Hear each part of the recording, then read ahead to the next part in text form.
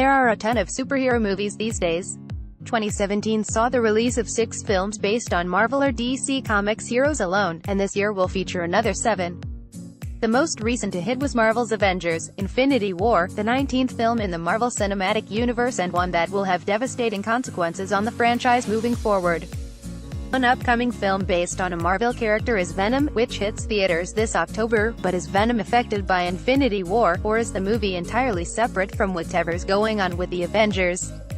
The short version is this: Venom is in no way affected by anything that happened in Infinity War. The longer answer, however, is considerably more complicated.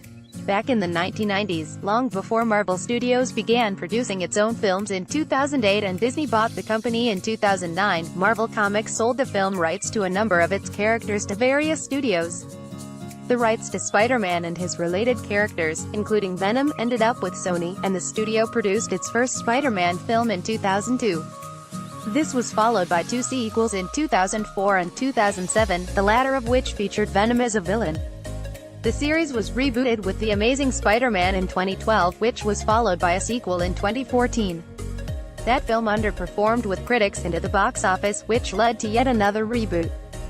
But this time, things would be different.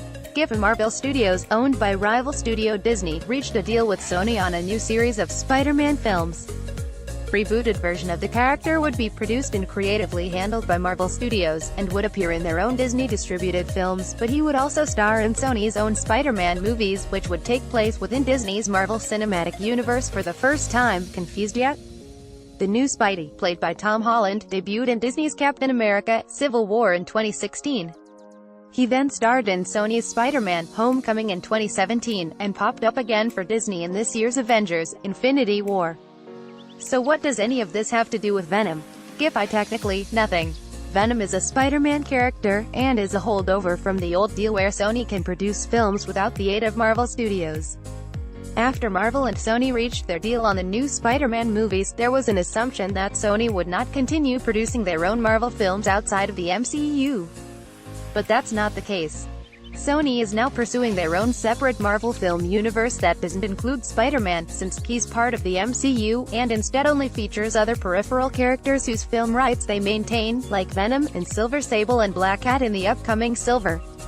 The line on these separate universes was blurred when producer Amy Pascal, formerly of Sony and whose Pascal Pictures is producing the Spider-Verse films, said in a Film Starts interview alongside Marvel Studios head Kevin Feige that Venom and other Spider-Man offshoot films will take place within the same world as the MCU, which caused Feige to make this face and become a meme. Pascal later clarified to Fandango's Eric Davis that the peripheral Spider-Man character films were not a part of the MCU, and would instead make up a separate universe of Sony films based on Marvel Comics but without input from Marvel Studios. The first of these films is Venom, which will kick off its own Marvel movie franchise outside of the MCU, and without Spider-Man. It remains to be seen how Venom will function as a character sans Spider-Man, given that the character's origins are directly tied to the hero in the comics, but one thing's for certain: he won't be affected by anything Thanos does.